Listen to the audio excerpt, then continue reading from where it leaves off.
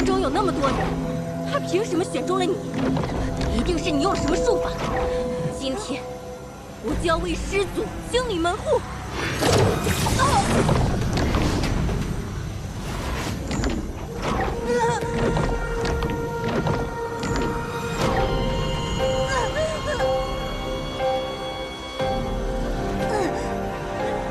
一个普通的3灵根，怎会如此难对付？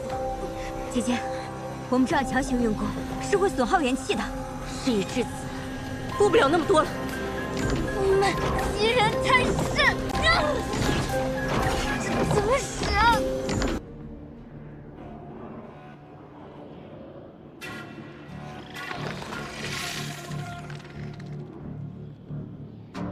他们把廖廷彦抓走，是想利用他来逼我出手。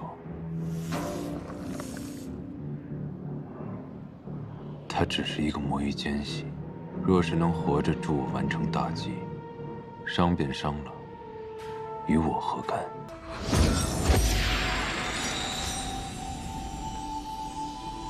好烫！成功了，这是我用师祖您帮我提升的修为变出来的。我为你提升修为，你就拿来做这些。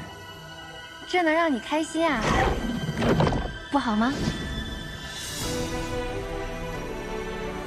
妹妹，趁现在让我们杀了他，永绝后患。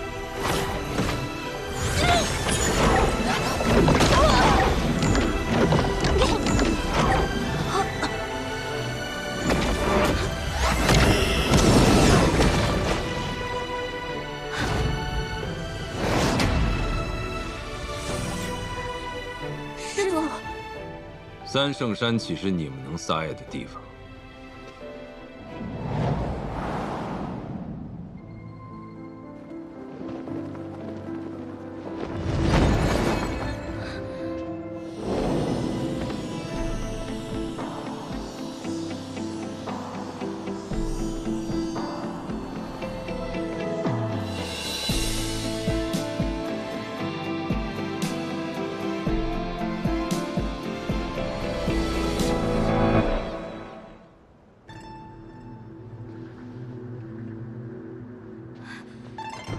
师祖饶命！师祖饶命！师祖饶命！师祖饶命！好不容易日子有些趣味了，都被你们毁了。你为何杀他？师祖，他拜入40之宫才没多久，且修为甚低，而我是来侍奉您的，怎么能让这么一个祸害留在您身边呢？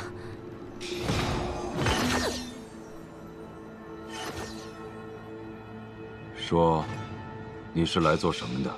我是来成为师祖的侍妾的，我要得到一个司马家返祖血脉的孩子。一旦凤山一族的血脉有了继承人，我们将困杀师祖，夺取灵火，为庚辰仙府解决一个大患。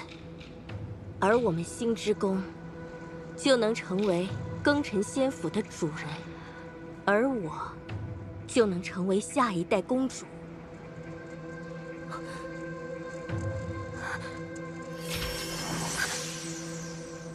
那你呢？又是来做什么的？我讨厌云溪月，我是来抢夺他机会的。怎么过了这么多年，你们还是这些没长进的套路？返祖血脉1000年都未必能孕育出来一个，我一死，整个庚辰仙府都完了。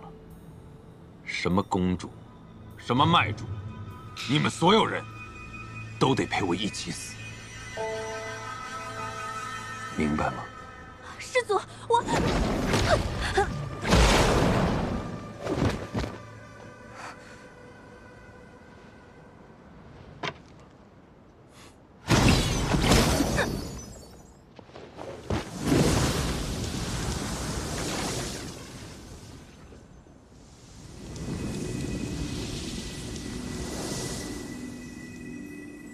如此，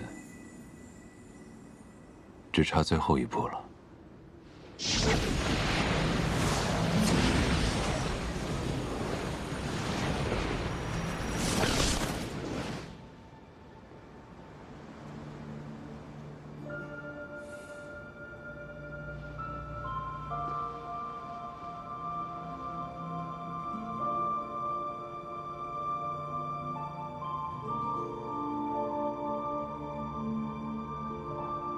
看来还得再费些心思，教他如何杀人。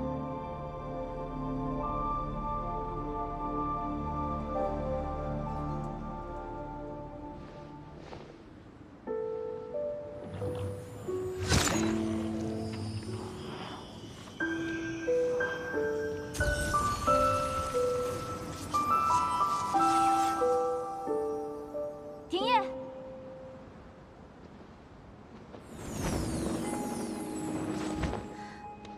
师祖，庭燕她这是怎么了？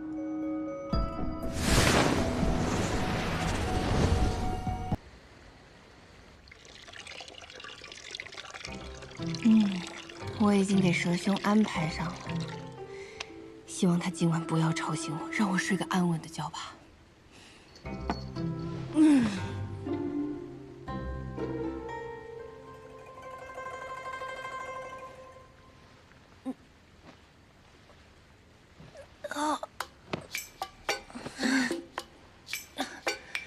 这熟悉的感觉怎么回事儿？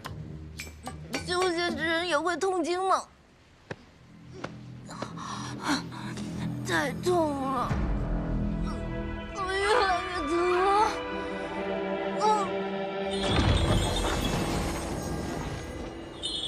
明离不是说，这半生灵能牵引廖廷烨的蚀骨之毒吗？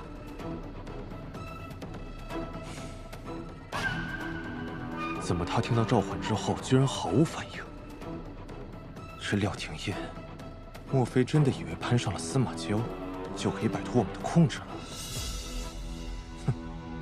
好，我且看这蚀骨之毒，你还能挺过几回？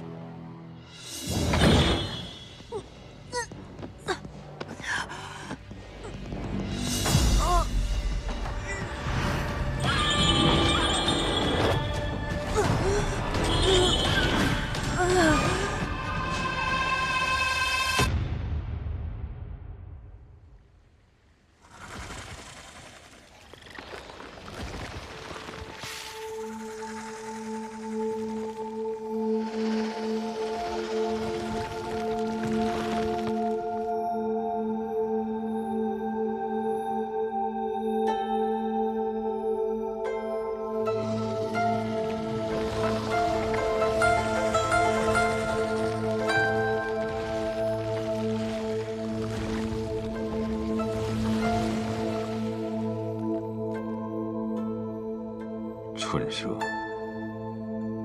你带了个什么回来？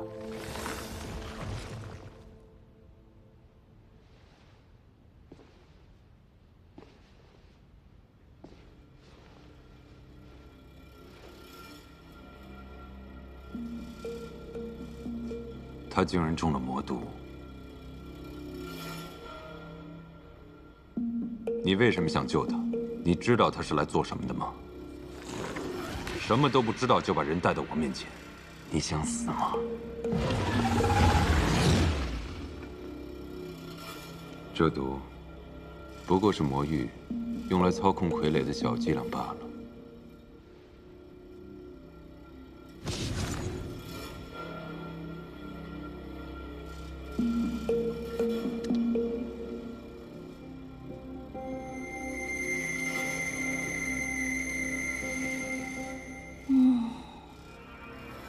竟然直接睡着了。魔族千方百计送进来的，竟是这样的人。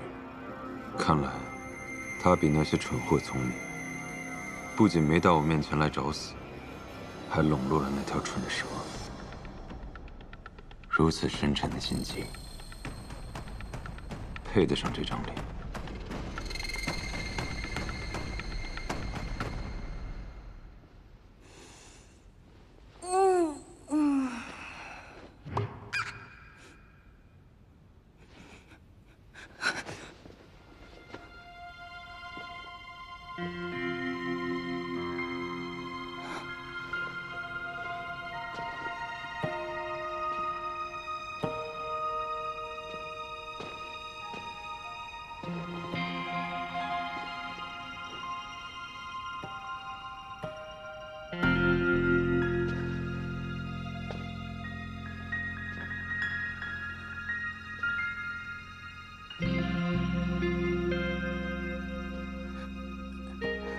师祖。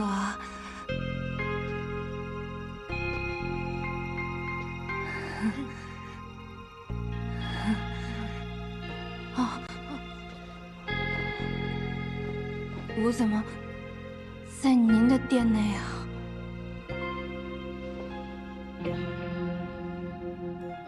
演得不错，你竟敢利用那条蠢蛇，把你带到我的中心塔上。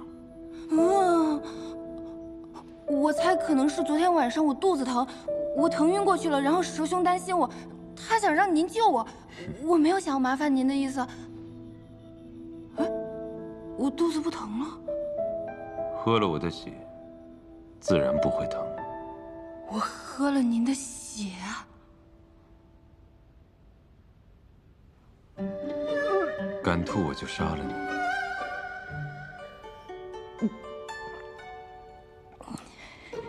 您的血还有止痛功能啊！不仅能止痛，还能增进修为，这世间无人不想要。不用算上我，我不太想要。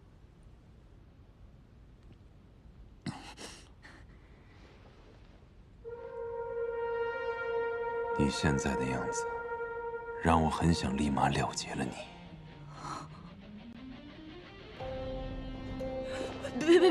别！我怕脏了您的手，我。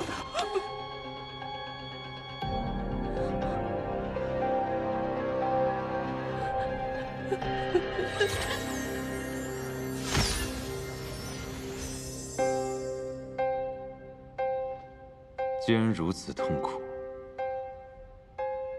为什么不动手杀了我？因为无缘无故，无冤无仇。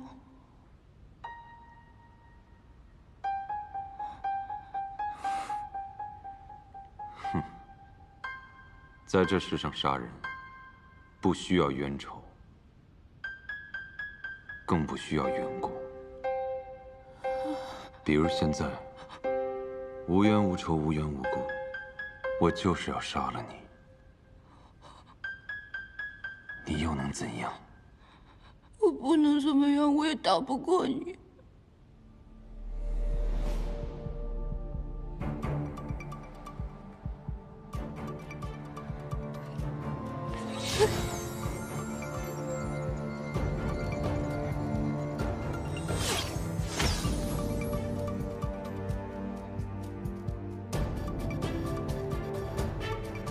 你要我杀，可我偏不杀。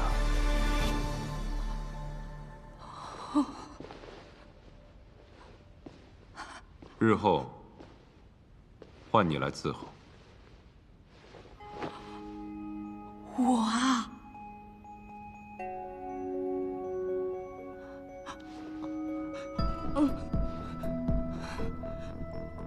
我先走了。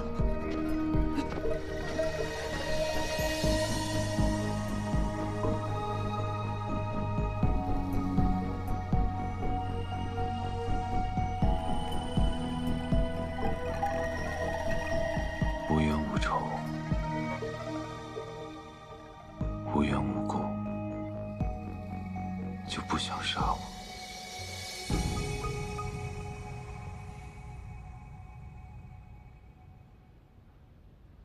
庚辰仙府哪个人不惦记着我的血？要不是只有我能供养灵火，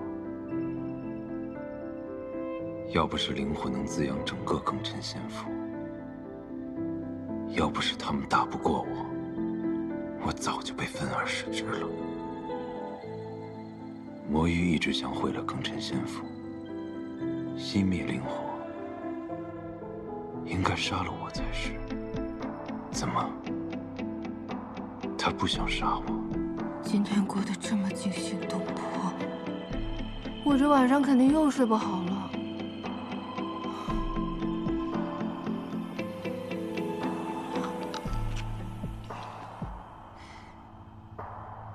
真是可笑，真人之时问出来的答案不会有假。若他真无杀心，或许可以利用他一番。蛇兄真是好心办坏事，我还没好好休息几天呢，又要上班了。弟子前来拜见师祖，还请师祖收下弟子。真是个勇士，竟然主动要求去面对那喜怒无常的诅咒，怪不得人家能当领头大佬。这个思想觉悟真不是盖的，我要是能跟他换换就好了。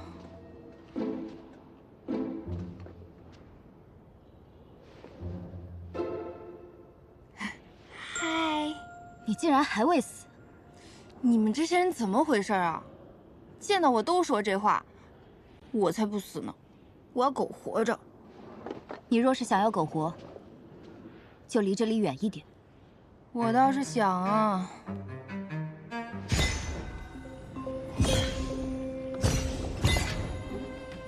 这师祖怎么回事啊？让我来上班也不给我个门禁卡，怎么进去啊？师姑，这小弟子恐怕不了解师祖的脾性，要不要提醒他？何必多管闲事？能在这么近的地方安全待着的，唯有你我二人。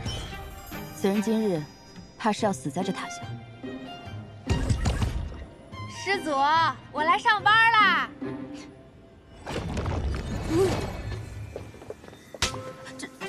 这怎么会？这个门是敲一敲就能进的吗？方才那个弟子是怎么进去的？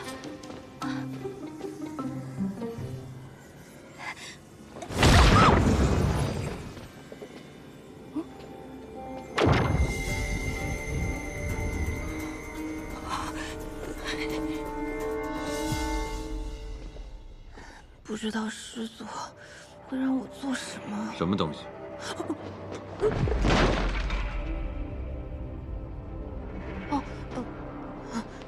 这些都是我日常的生活用品，我从乾坤袋里掏出来的，但是我不太会用灵力，我就只会往外拿，不会往里收。放下你那些破烂，跟我来。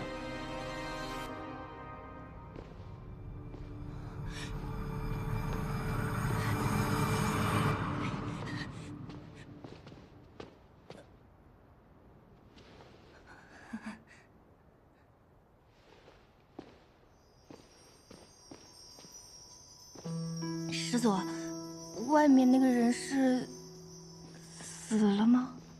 你觉得呢？为什么要杀他呀？比起那些能一眼看透的贪婪，我更讨厌那些已经失去脑子和灵魂的傀儡，连杀他的兴趣都提不起来。那为什么？他太吵了，令我有些厌烦。嫌烦就要动手吗？这祖宗好疯啊！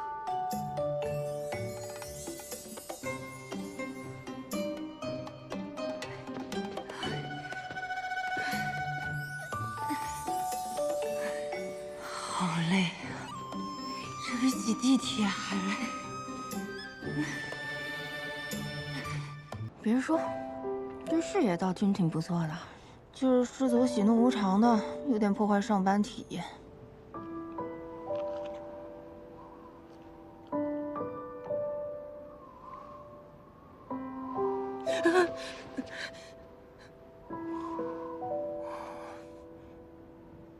不过，在这高塔里独自闭关500年，性格变扭曲了，也不奇怪。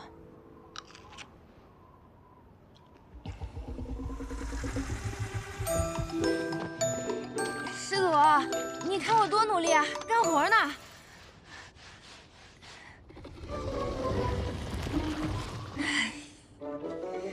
师兄，是你呀！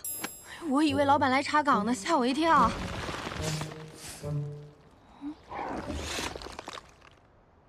什么意思啊？你要带我去哪儿吗？还是师祖他又怎么了？刚刚就是他把我丢在这儿，也没跟我说个上下班时间啥的。啊，你要直接带我去找师祖吗？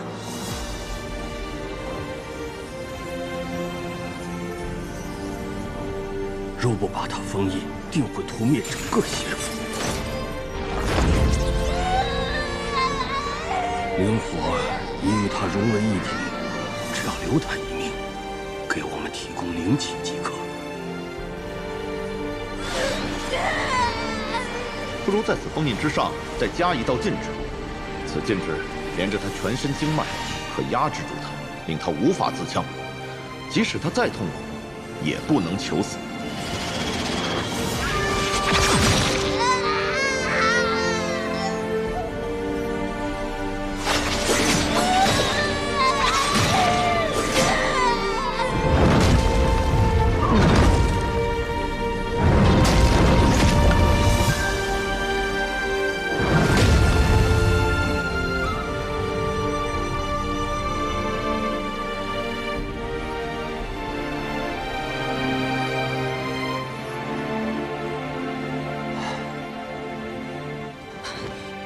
饶命啊！我什么也没干，是您的宠物带我进来的。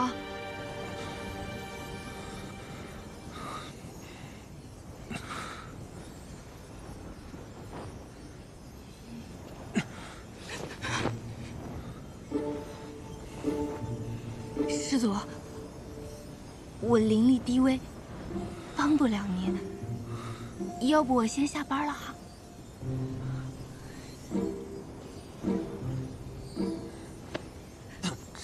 到底是什么情况？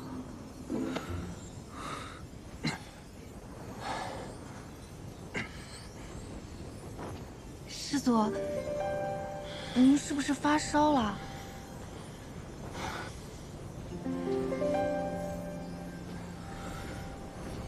我给您探探。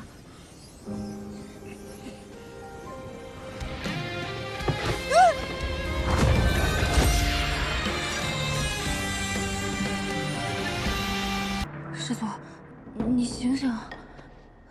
师祖，师祖，醒醒！师祖，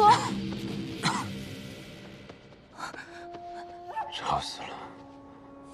你还好吧？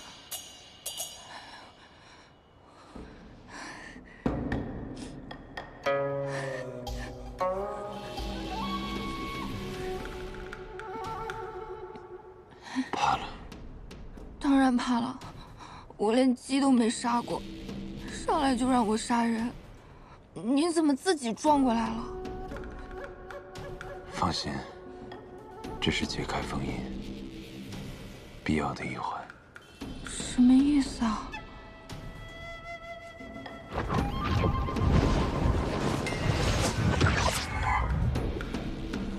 后戏就要开始了。师祖，您怎么伤成这个样子？师祖，您可安好？师祖身边那位，你，去探探他的脉。怎么探啊？我没有学过中医。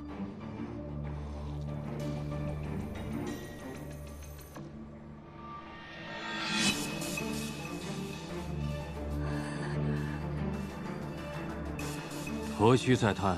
看他这样子，想必是真的不行了。没错，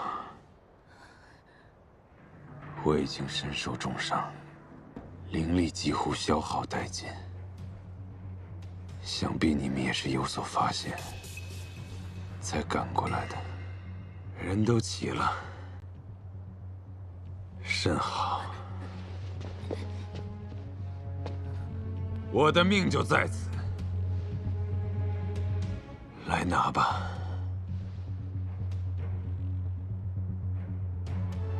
师祖，你哪来的底气啊？我俩刚避免了你死我活，又要同生共死了吗？我不让你死，你就不会死。司马娇，到了如此地步还这般猖狂，我等好心送门下弟子前来服侍你，你却无故杀戮，是何道理？你又是哪个宫的？被你们关了500年，我都记不得了。当初封印我的老家伙，怎么只剩你们3个人了？人都没到齐，何能解我心头之恨？这个时候还要拉仇恨，不愧是祖宗，我真的佩服。诸位都听见了吧？司马娇这是要和我们翻旧账了。今夜我们联手，定能解决他。若今夜不杀了他，日后谁都逃不掉。哎，糊涂啊，真是糊涂。我死了，便没人能再供养灵火了。你们可想清楚了？待你死后，我等手握血凝花和你的尸身，自然会庇护，更趁先府重任。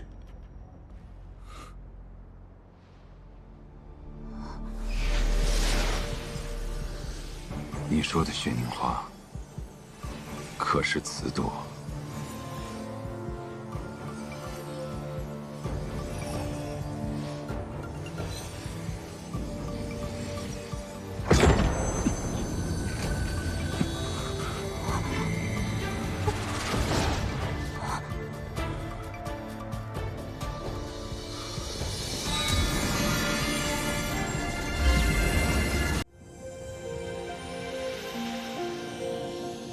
它既能替我缓解灵火给我带来的灼烧之痛，若它真的对我毫无贪念，的确能成为一枚好棋子。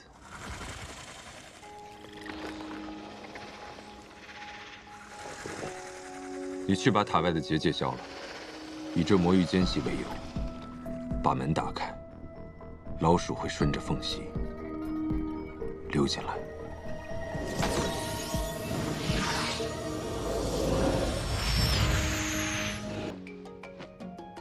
放心送哈。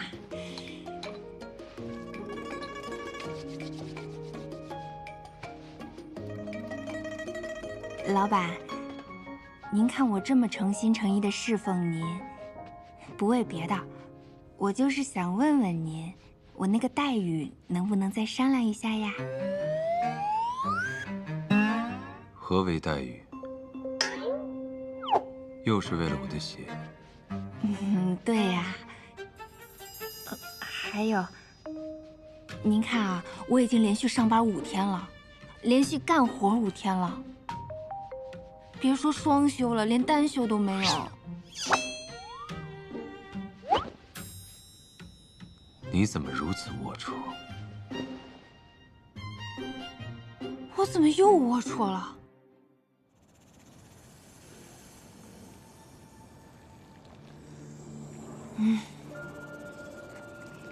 讨好老板真难。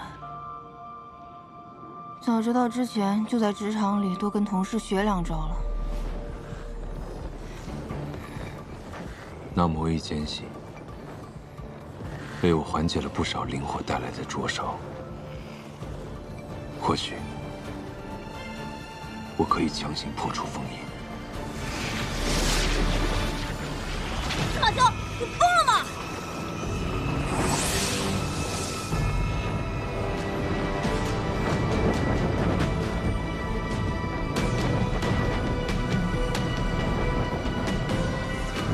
你若是莽撞行事，说不定会死的。司马娇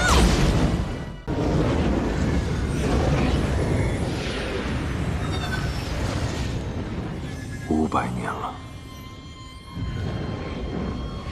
一切都要结束了。司马娇，这山中有结界压制，8大宫将你封印在此。代替你成为了这仙府之主，你身处绝境，又如何能改变这命运？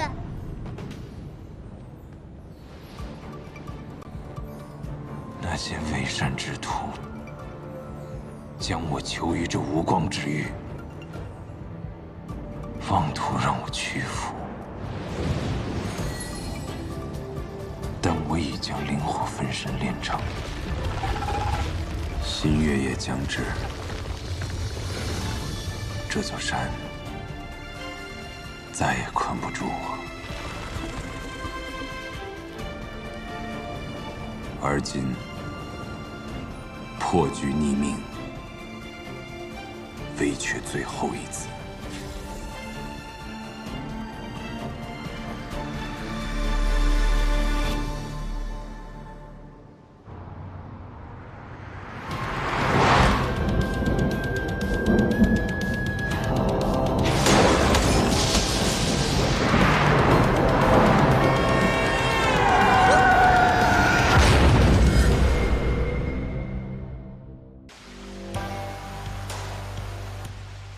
这里是天堂还是地狱啊？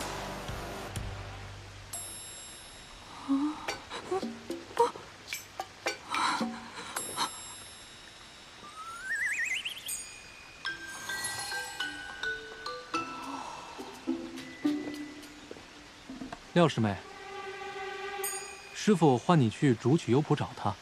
廖师妹，师傅，竹取幽谱。师妹不要太担忧，你刚来青谷天，不知那三圣山是师祖修炼禁地，才会擅自闯入的。师傅是不会因此怪罪于你的。快跟我走吧。青谷天、青谷山，这俩怎么这么像？三山科技的魏总你知道吧？他看了你青谷山的案子，觉得不错。你今天晚上连夜赶去青谷山，明天一早亲自去拜访他。廖师妹，算了，说多错多，先演着吧。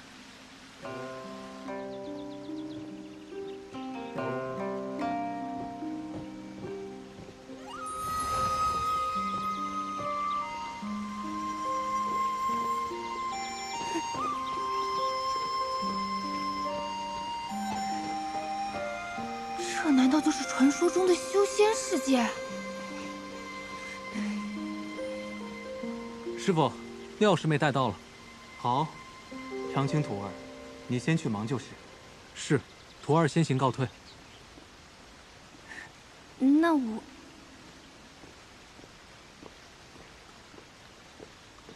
庭院徒儿，为何还不进来？让为师探查下你灵府情况。看来我这个身体姓廖名庭燕。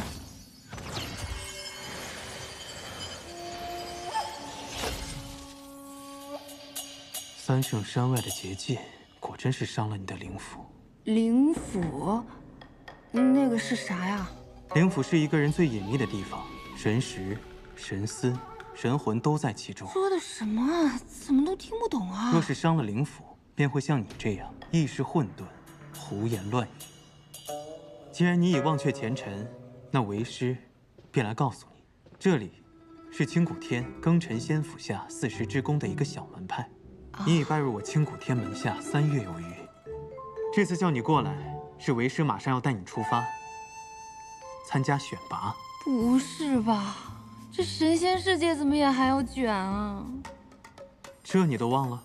庚辰仙府里辈分最高的那位师祖慈藏道君，马上就要结束500年的闭关了，所以师掌门和8大公主想挑选一些资质好的弟子进山，照顾师祖的日常起居，跟随师祖潜心修炼。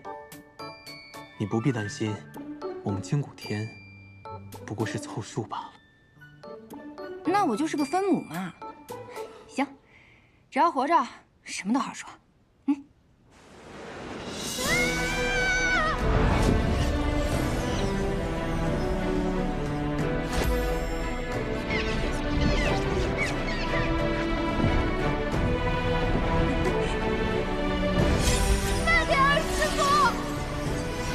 徒儿莫要害怕，在你脚下，便是绵延8888里的庚辰仙府。开山至今已有几10万年。最初建立庚辰仙府的始祖，乃至后来每一代的掌权者，皆姓司马。如今，庚辰仙府的最后一位司马，便是这位即将出关的慈藏道君。哦，看来这位师祖在你们这里是那种说一不二的大人物啊。师祖，自然是最德高望重的。整个庚辰仙府，就是因为师祖才得以拥有充沛的灵气。至于师掌门，他是内府的掌权者，师世历代负责侍奉、守护司马一族。而内府又分为8大宫，8大宫下面才有着我们这些小门派。咦，师傅，既然师祖已经出关了，他为什么不出来，还要选人进去啊？这个嘛，为师也不是很清楚。兴许是师祖喜爱清静，不愿出山吧。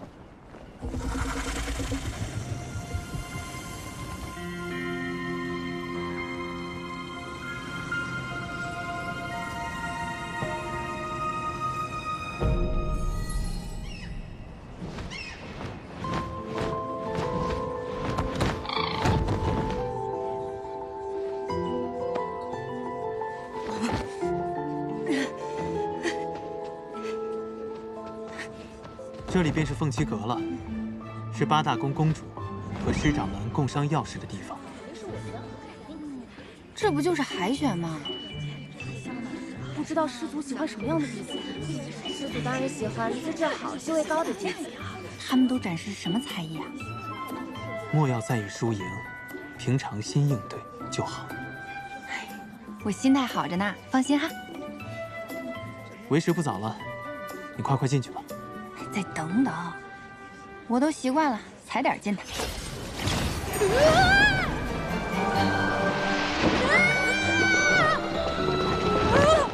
干什么呀，冒冒失失的？哪个宫的呀？不好意思啊，你们继续。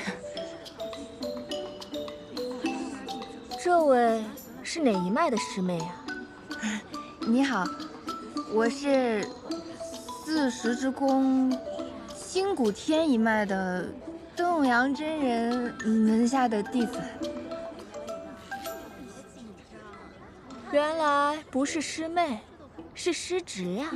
哦，那见过师姑。您看着比我大好几百岁，您叫我声孙女我都能答应。你少奉承我。像你这种修为低等之人，居然同我们一同参加选拔，说出去怎么有种凉凉的感觉？天大的笑话，是不是啊？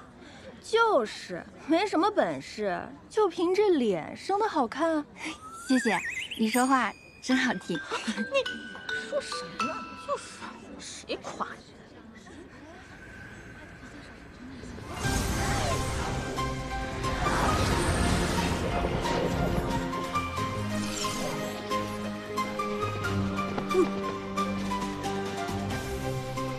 恭迎各位公主、师掌门。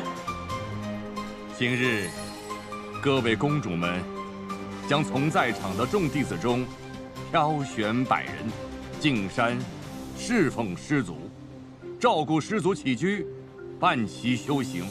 选拔正式开始，众弟子只需静心盘坐，打开天灵，静候佳音。是。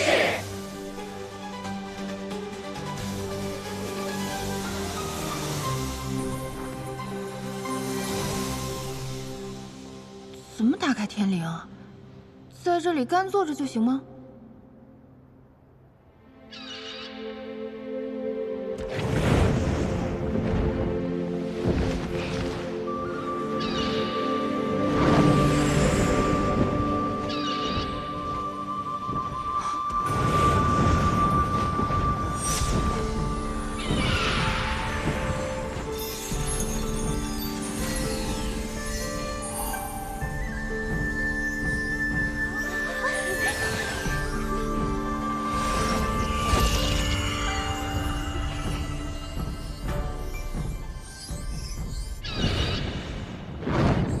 我不是来凑数的吗？谁给我买出头位了？搞错了吧？我没有中选，这个3连根的废物怎么选上了？我这个废物也想问呢。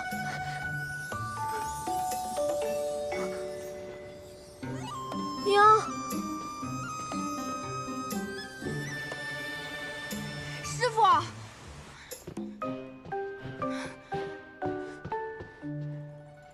庭燕徒儿，听闻你已经中选了，为师甚是欣慰，与有荣焉呐。我清谷天自开创以来，不是说好了我只是走个过场的吗？怎么就被选中了？你能不能跟上面反馈一下？我不想去，有的是人抢这个 offer。什么符？总之，我愿意把这个机会让给别人。可我们清谷天只是四时之宫下面一个小小的门派，能够入选已然是大幸了，哪有推辞的道理呀？再说了，这是师掌门和八大公主共同做下的决定，已经没有更改的余地了。怎么修仙世界也有这种职场压力啊？我只想当个美丽的废物，而且我对这什么都不了解。那万一我把这个师祖惹生气了，他不高兴了，我可担不了责。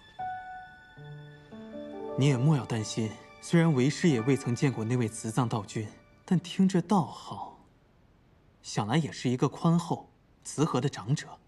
你若是无心侍奉祖宗，想来他也不会为难你的。三圣山灵气鼎盛，你此次前去，定能提升修为啊！哎呀，这种升职加薪对我一点诱惑力都没有，我只想好吃好喝，苟下去就好。恭喜师妹！恭喜师妹！恭喜廖师妹！简直光耀师门！这是师兄给你准备的贺礼。怎么听起来我成了全村人的希望啊？这压力也太大了吧！不大。好了，散开！你们呀，莫要再给他压力了。天焰徒儿，你能入选，已为我清谷天增色不少。毕竟，你也不是什么高修为的弟子。又不愿意侍奉师祖，想来要不了多久，他便会遣你回来。原来没有什么 KPI 啊？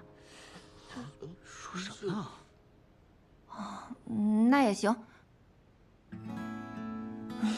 算了，反正现实是回不去了。暂时远离一下牛马生活，好像也还行。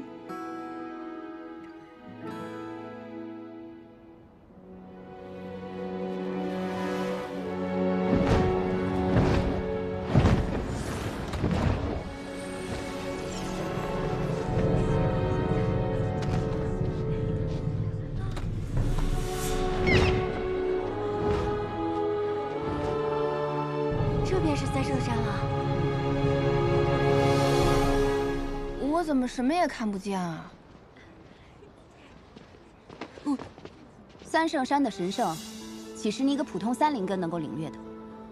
此处曾飞升过3位圣人。自师祖慈藏道君闭关以后，此处已闭山500年，无人再进入过。听起来像是个隐藏大副本啊！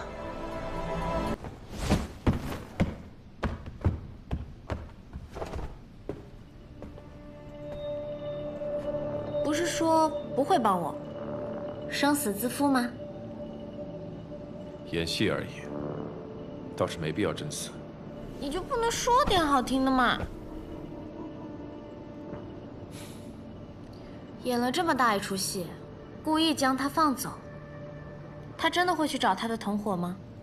他存了死志，靠逼问是问不出什么的。如今他知道自己暴露了身份，既出不了城，又治不了伤，只能去找他未暴露的同伙，另寻机会把玉令送出去。你怎么知道他有同伙啊？掌门玉令所在之处是绝密，镜花宫内外又有层层防守，绝不可能这么轻易被偷。若不是素宁真贼喊捉贼，那么就只有一种可能：镜花宫内有人与这蛇灵里应外合。可有怀疑之人？眼下只能看虚月那边能否追上。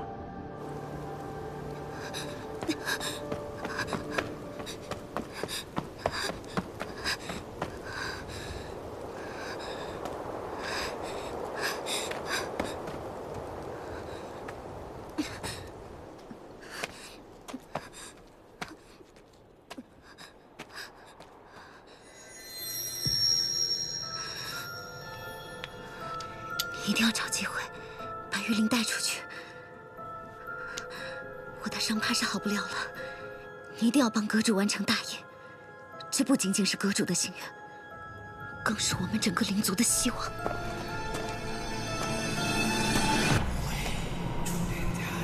你先撤。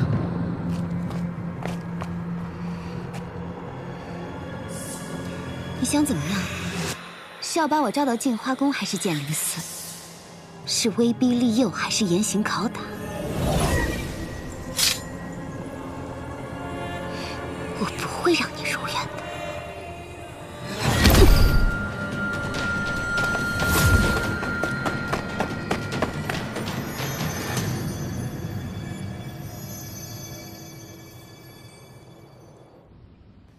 是我无能，蛇灵死了，他的同伙也跑了，只带回了那蛇灵的灵丹。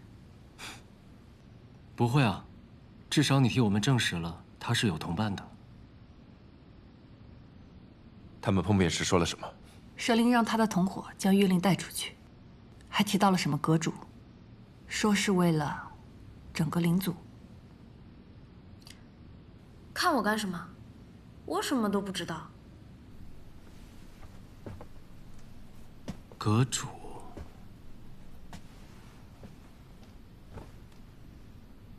你们可有听闻过修仙阁？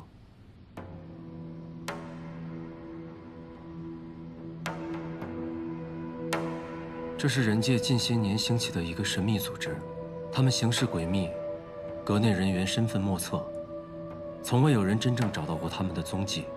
可这时间久了，总会有些消息流露出来。听闻，若是想加入修仙阁，需烙上特殊印记，宣誓永远效忠。人族会印在体内灵台，而灵族就印在这灵丹之上。修仙阁，这名字听着倒是像与仙盟有仇的，所以修仙阁蛰伏多年，为的就是与暗族联手夺珠。你说这修仙阁会不会与出卖你的仙盟内奸是同一伙人？按那蛇灵所说，他们之所以会做这些事情，也是因为人族与灵族的矛盾。这事情若解决不好，只怕日后也不会太平。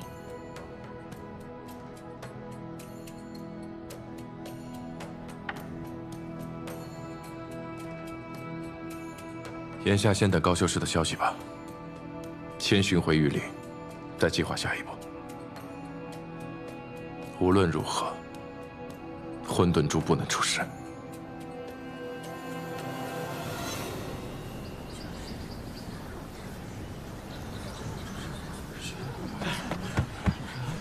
怎么回事？叫什么名字？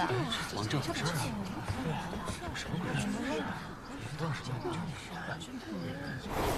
给我仔细搜。是。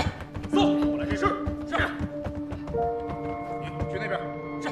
那蛇灵呢？仔细点。是。跑了。跑了？有你在，那蛇灵能跑？我在暗域受了重伤，灵力大损。若不是穆姑娘出手相救，只怕我早已命丧在蛇灵之手。是，刚才可凶险了，多亏有我。哼，哼，早知道你们俩如此，我就不让你们俩查了。眼下确实有一件事情，需要高姑娘去查。什么事？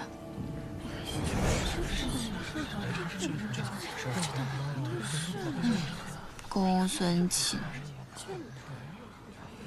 过来，来，这都查了几百号人了，还剩多少个呀？只剩20来个了。啊，好吧。下一个。弟子和群秦玉无事，早点就睡了，无人证明。我抓到你了！不是我，不是你，那你紧张什么呀？你话都说不利索了。我这是口吃，宫中上下皆可证明。那也无人能证明你前夜的行踪呀。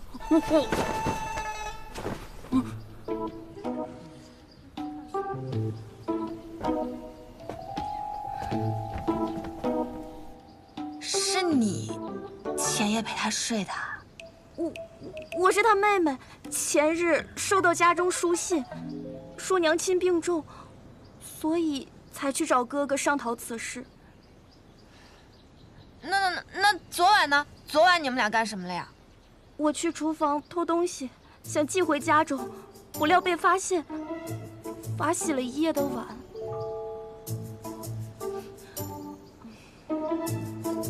那你下去吧。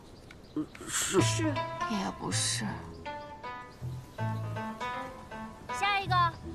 弟子张云不是。昨夜至今日，不是。打扫前庭。下一个。下一个。你管他师姐可以证明。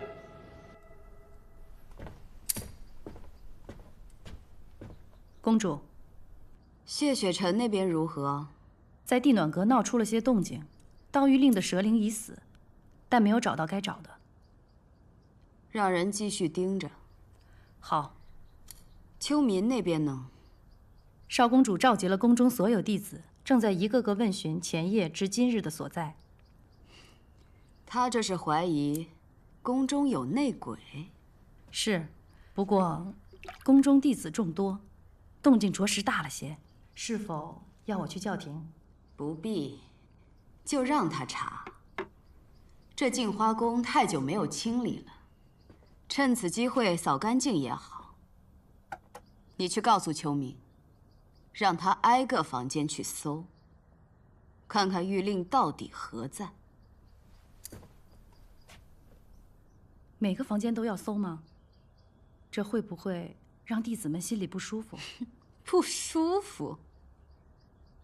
我不止搜房间，还要个个搜身。他们敢有什么不舒服吗？自是不敢，我这就去传达。在西，公主，你前夜至今日都在做什么？公主是怀疑我？怎么会？只是随口问问。在西前日研制药物遇到阻滞，夜间去了书阁查阅典籍，直到半夜听见宫中警报响起，方知有灵族盗玉令。赶到时，公主已将其打伤，灵族已逃窜。昨日至今日，我一直在丹房炼药，半个时辰前才出来，得知少公主的动静。这些，看守书阁和丹房的弟子可以证明。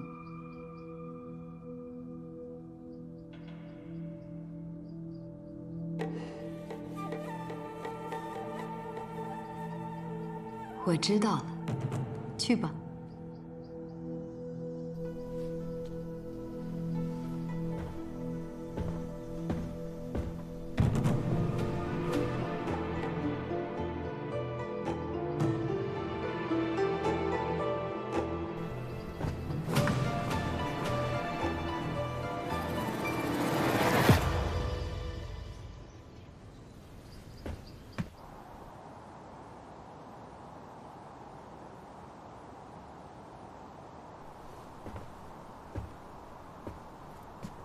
你在看什么？你的苍生？你来做什么？这里风大，我来给你送点驱寒药。我不应求。哦，那我自己喝。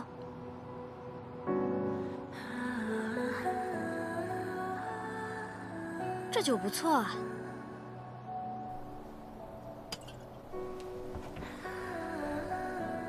以前在暗域的时候，不见天日，虽有花草，但终日浸染在魔气当中，用它们酿出来的酒，也都带着毒。我们呐，常常是毒酒配着解药喝，明知危险，却还是抵不过心头那点欲望，趋之若鹜。现在好了，想怎么喝就怎么喝。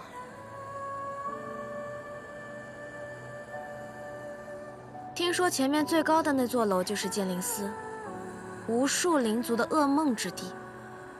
若是没有剑灵司这种鬼地方，若是镜花城的城主不是素宁真，这里看着倒还挺像个人间仙境的。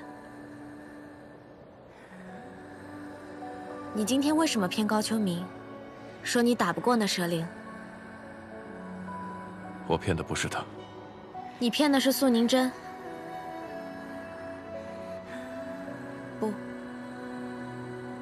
不只是素宁真，是整个仙盟。不知内奸是谁，只能先瞒着所有人。只有我示弱，对方才会觉得有机可乘。我们谢少宗主都学会骗人了，这算什么？敬魔者黑。是我带坏你了。不过，若是他们信以为真，真的来杀你怎么办？那便来。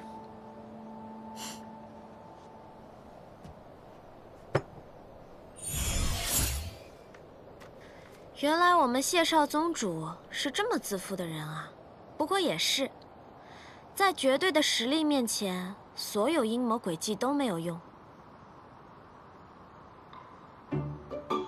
有这么多可忌的？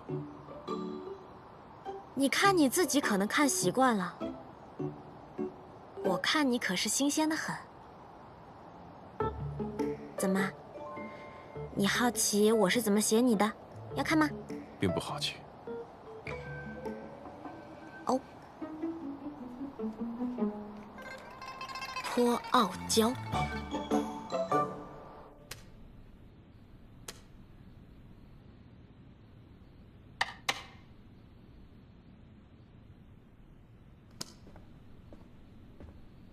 今日初九，公子该喝药了。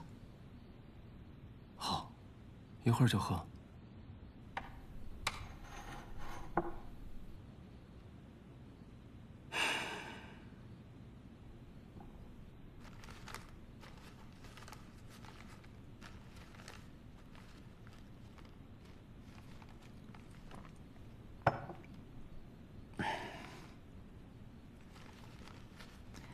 映秀山庄退出仙盟已久，公子向来不爱管仙盟那帮人的事，为何这次要主动掺和进来？是为了谢雪晨，还是为了那位故人？与其说是为了谁，还不如说是为了自己，想图个有趣。我无聊了这么些年，终于出现了有趣的人，又发生了些有趣的事。我也想看看这故事到底发展成什么结局。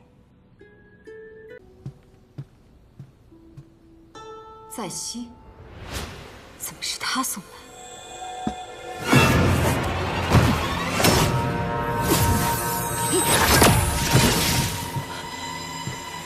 摄魂骨，传说中的暗域邪骨，为何会出现在这儿？师傅，师傅！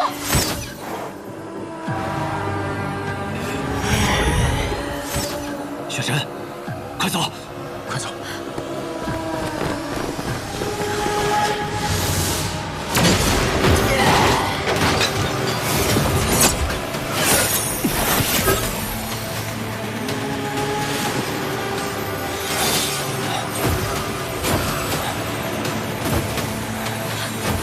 公主怎么会突然中蛊？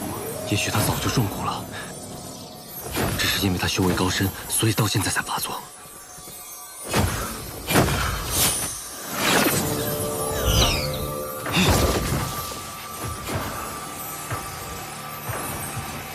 你灵力恢复了几成？不足4成。南虚月，摄魂骨能持续多久？3个时辰，3个时辰之后便会失效。你们先走。他们都走，我陪你。这里是净化宫，无论如何我都不能走，谁都走不了了。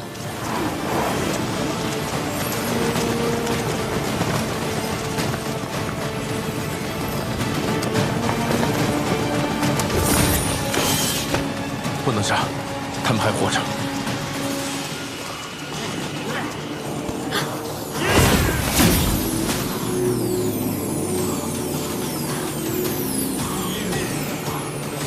不能杀还怎么打？他们不知道疼，也不知道累，会耗死我们的。这腰疼。公子。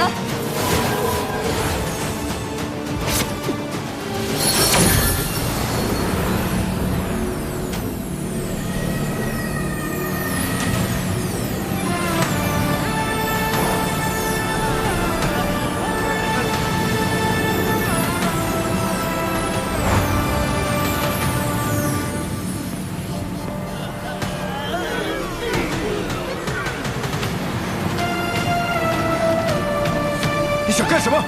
你又不让我杀人，只好这样了。对付邪骨，只能用魔功，以毒攻毒。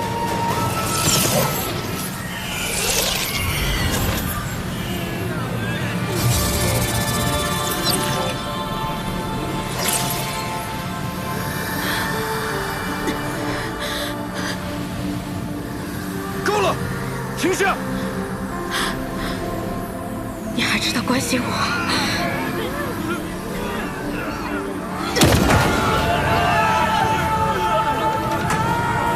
停下！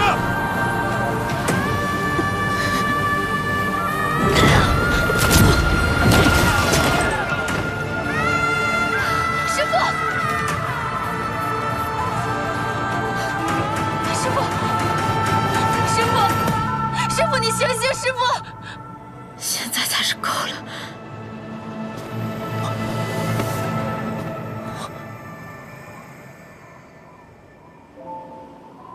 穆雪梨，师父，穆雪梨，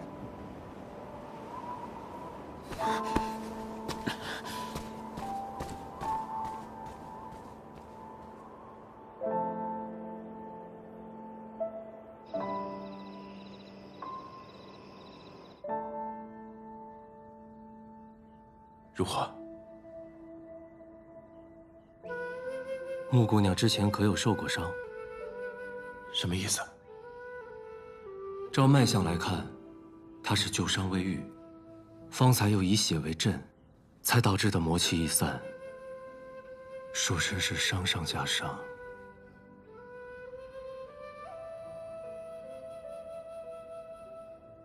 怎么了？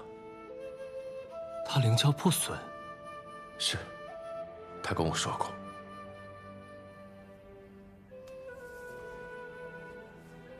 灵窍破损。 也就说明他无法像寻常灵族一样修炼灵力，也无法结出灵丹，只能引魔气入体，修习魔功。可不论是魔气易散，还是魔气入体，对于一个灵族来说，都是生不如死的畸形。你精通医术，可有什么办法能助他恢复？许愿。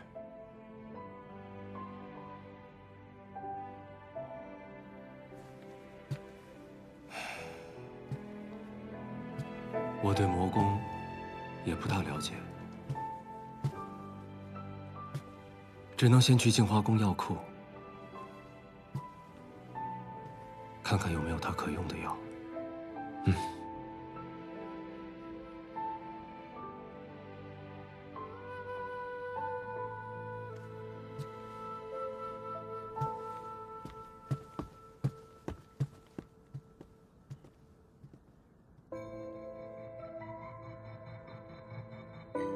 穆姑娘之前可有受过伤？她是旧伤未愈，方才又以血为阵，才导致魔气易散。小心！说真是伤上加伤。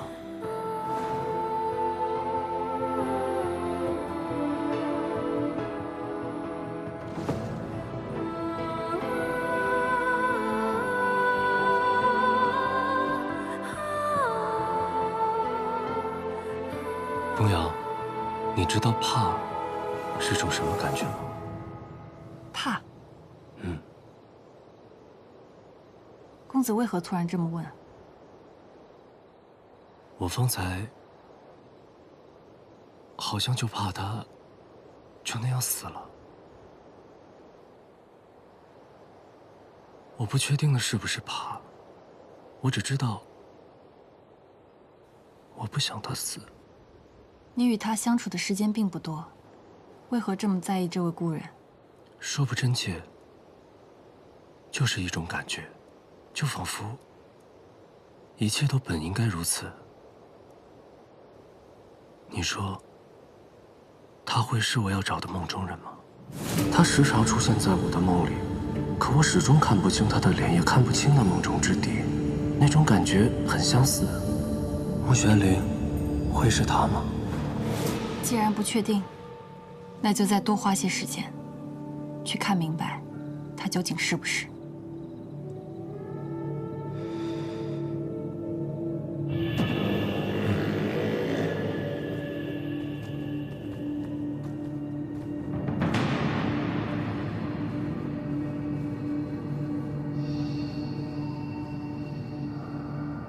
玄灵，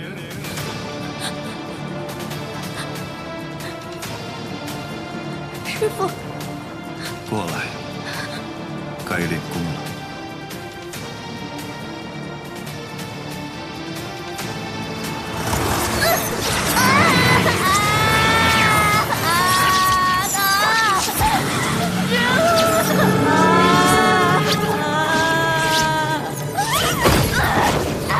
想要力量吗？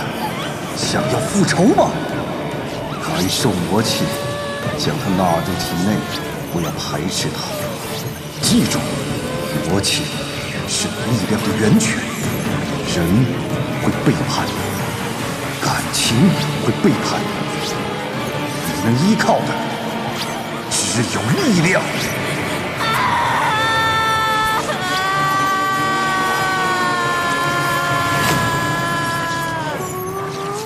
师父，为什么我们的修行这么痛苦？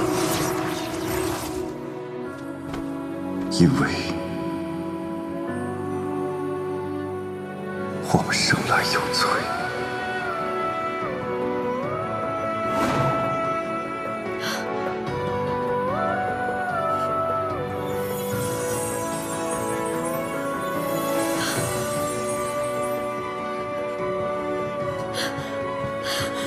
穆玄灵，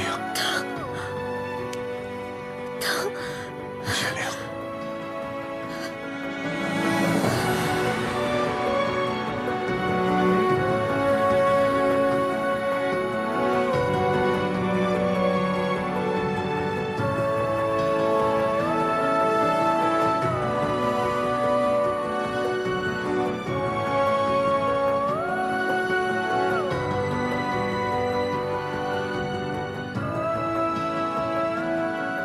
有这么多可记的？你看你自己可能看习惯了，我看你可是新鲜的很。怎么，你好奇我是怎么写你的？要看吗？并不好奇。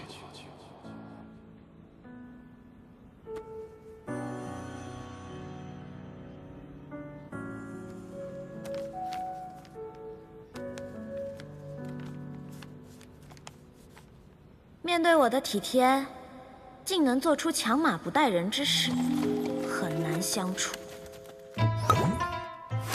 不过杀了1800暗族就敢胡吹大气，就是这班长，略显浮夸，特别大一片，特别醒目，健忘。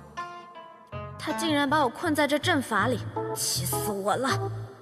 谢雪晨，你混蛋！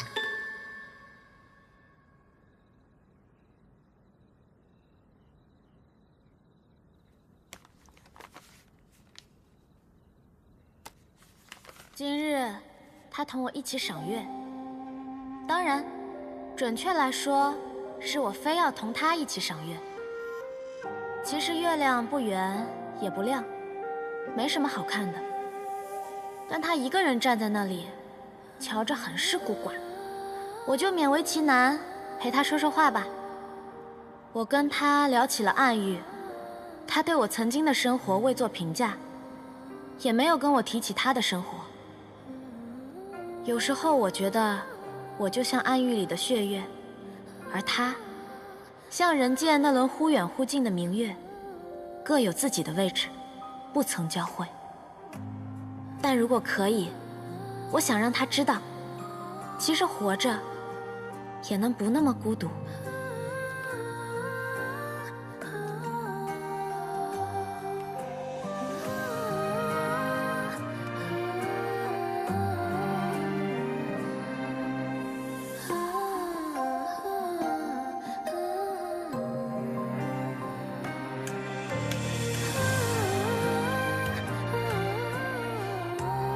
谢少宗主，我刚才可是替你挡了一剑呢。就算是幻境里的剑，挨一下也是很疼的。你怎么也不关心关心我？不如你把玉影刚刚化成的那颗魔丹让我吃了，我也好增强功力啊。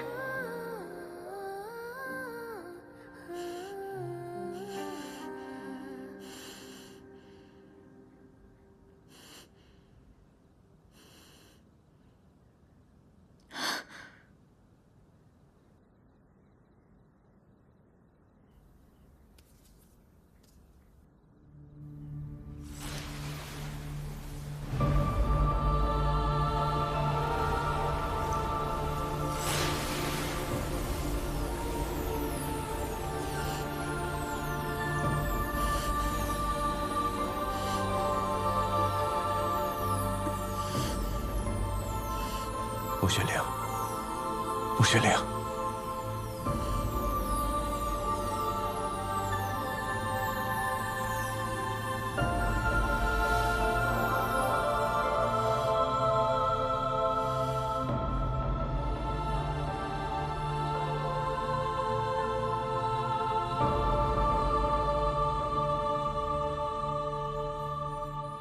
你醒了。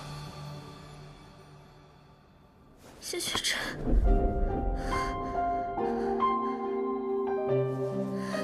你哪里不舒服？我身上疼，好疼。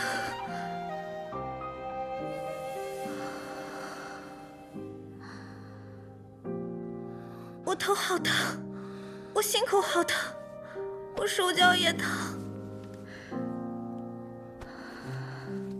好疼。这衣服，就连这衣服碰在我身上也跟刀割一样。你运功吸收魔气，就不会疼了。谢雪晨，我是不是中蛊了？为什么我会这么难受？你没有中蛊，你只是吃了玉影的魔丹，现在魔气重新入体，需要你运功解难。玉影的魔丹，好，那我试试。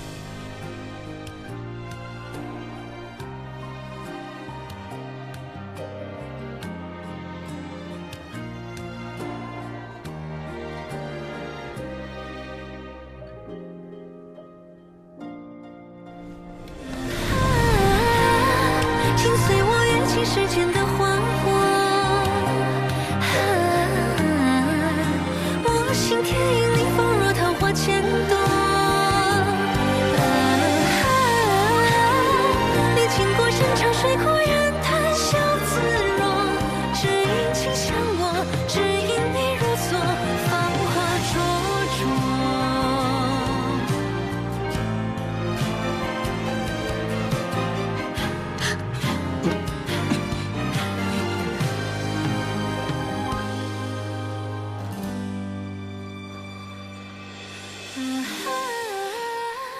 请随我跃起时间的花火，我心田因你芳若桃花千朵。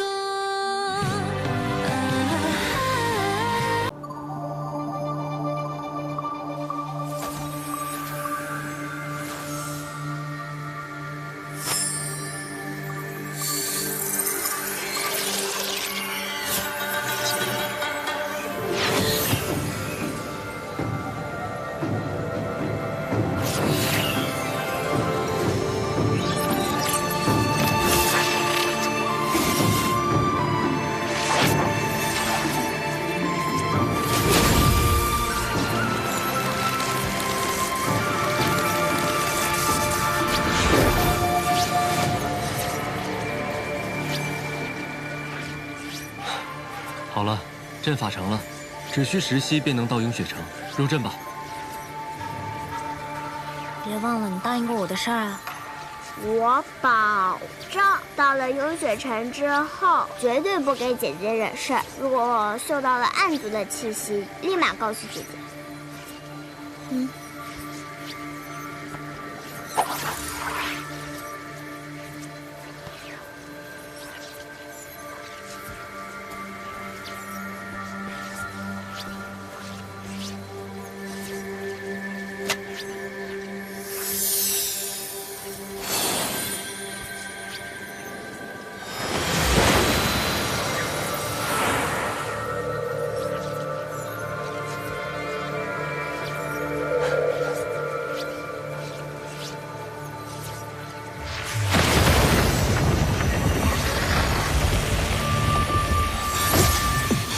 么回事？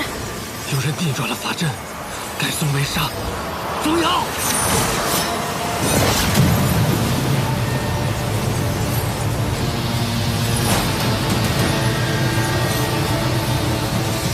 公子，法阵要崩毁了！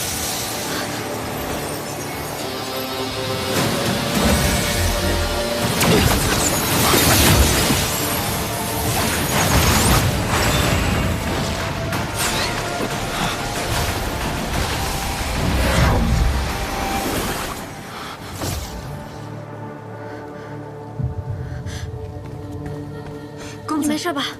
无妨，没事。所幸是你今日已恢复了6成灵力，否则我们方才都得死在这里。英秀山庄并无人入侵，到底是如何动的手脚？应是这奇阵材料出了问题。传送阵材料本就稀缺，有一部分是由庄外寻回，想来定是有人提前在材料中设下杀咒。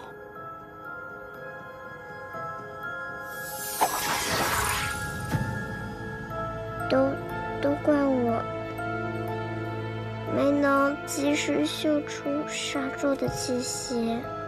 这不怪你。杀阵本就隐蔽，难以发现，加之奇阵还要炼化材料，它就会变得更隐蔽，肯定更难发现了呀。你才多大？要是连杀阵都能嗅出，就不用到处吸宝器修炼了。我们都在呢，还轮不到你自责。这一切都在桑启和小仙阁的计划之中。或许从净化宫开始，就是个一石二鸟的局。你是说，净花宫出事，一是为了盗取玉令，二是为了声东击西，好让他们有机会对传送阵动手脚？你最是精通阵法，若你在，很容易发现材料出了问题，所以他们故意闹出大动静，将你也一并引开。也对，南庄主研修出传送阵一事不是秘密。你从暗域出来之后，没有直接回雍雪城，而是选择来运秀山庄。他们应该已经猜到你灵力尚未恢复，想要借传送阵回雍雪城，还真是环环相扣，步步杀招。眼下我更担心雍雪城的情况，不知他们会如何出手。纸雁发出已有几日，谢盟主定已收到消息，你也不必过于忧心。如今材料已毁，若要再次寻起，需要多久？这恐还需10天半月吧。那还有没有别的办法，能尽快回雍雪城？倒是还有一物。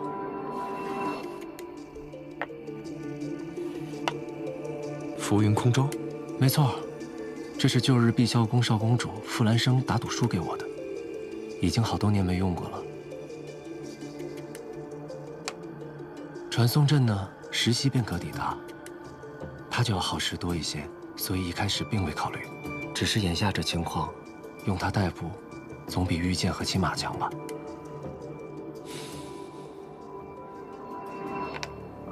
就这么艘小舟，怎么载人啊？舟要遇水而行。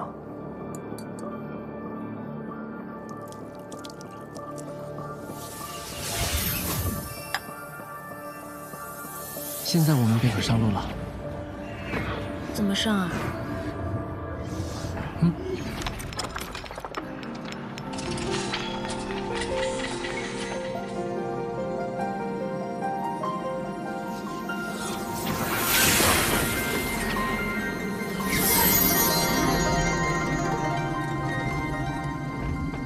这碧霄宫确实有钱。你们雍雪城财力怎么样？你把我从暗域绑出来，我可没带什么钱。做雍雪城弟子有没有津贴啊？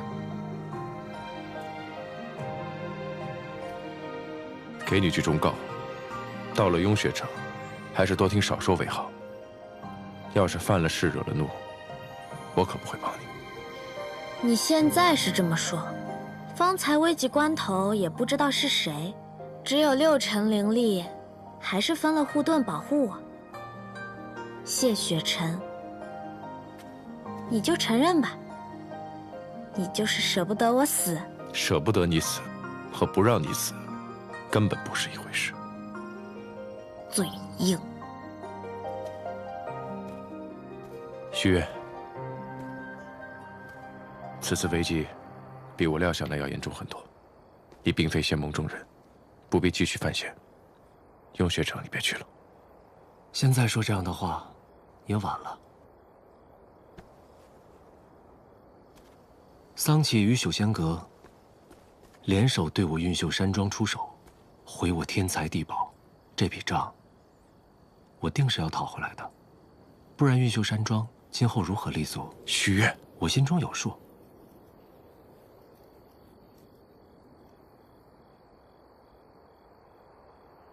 既已同行至此，那便一起走下去吧。木姑娘，介意吗？多个朋友多条路嘛，南公子同行，欢迎之至。那便好。风瑶，守好山庄，遇事之夜联络。是。时候也不早了，我们出发吧。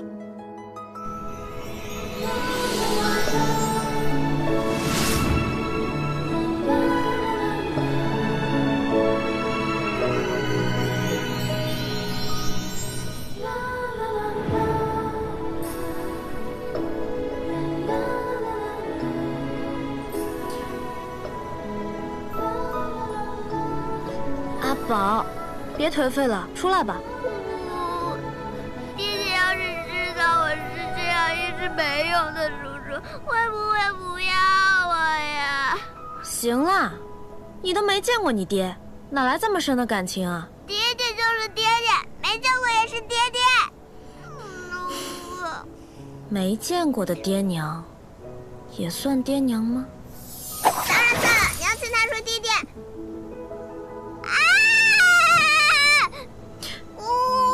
我们在天上吗？我们在去你谢哥哥家的路上，你别怕嘛，出来看看嘛，那月色可好看了。我还是等落了地再出来吧。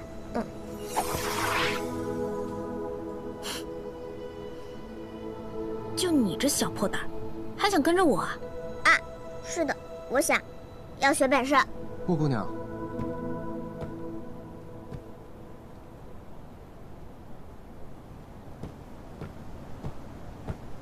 南庄主也来赏景啊！还是先要恭喜木姑娘得偿所愿啊！谢谢。我还没有去过雍雪城，想必会很有意思。应该说，因为木姑娘的到来，雍雪城会变得很有意思。所以，你也觉得谢雪城无趣，对吧？木姑娘其实是知道的。并不是他想无趣。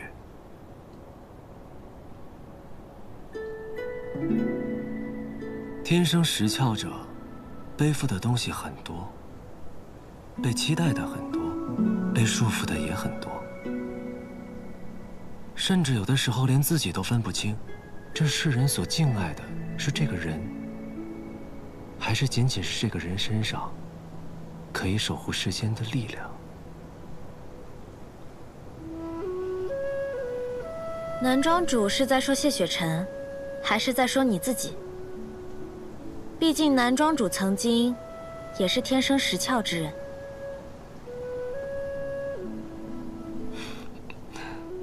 木姑娘果然聪慧，不过方才你也说了，那只是曾经。如今我三窍尽毁，最多也就算是个会画符的普通人罢了。堂堂运秀山庄庄主，当世法阵第一人，又决定聪明。你若只是个普通人，那让那些真正的普通人该如何自处呢？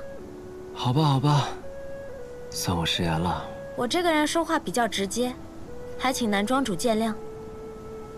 我只是觉得，一个能从绝境中杀出一条新路，重新立于顶峰之人，并不需要那种廉价的安慰与同情。我不想，更没资格展示什么自以为是的善良。那种怜悯，是对你的看轻。我想你不会认同，更不会高兴。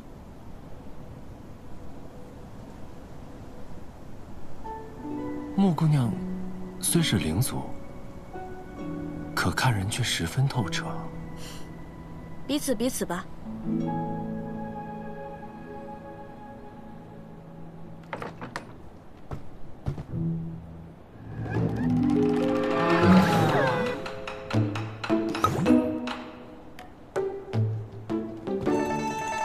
你也来看风景啊？雪晨，透气而已。真是没有情趣。这方面啊，你就该向男庄主多学学。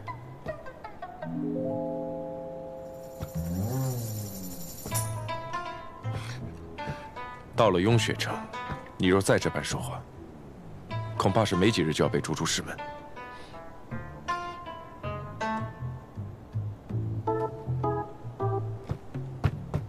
这不还没到吗？况且这种话我也只会对你说。行，那你当我没说。你答应过我什么？克制嘛。知道了。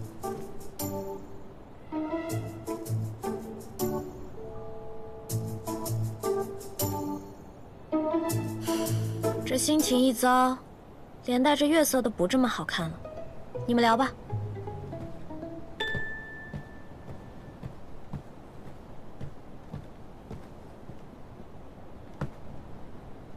穆姑娘对你，还真是想说什么就说什么。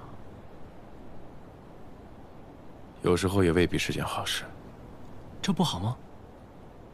你不是从一开始就想把她看清楚吗？我还有一事想问。何事？你为何答应穆姑娘，要带她回雍雪城呢？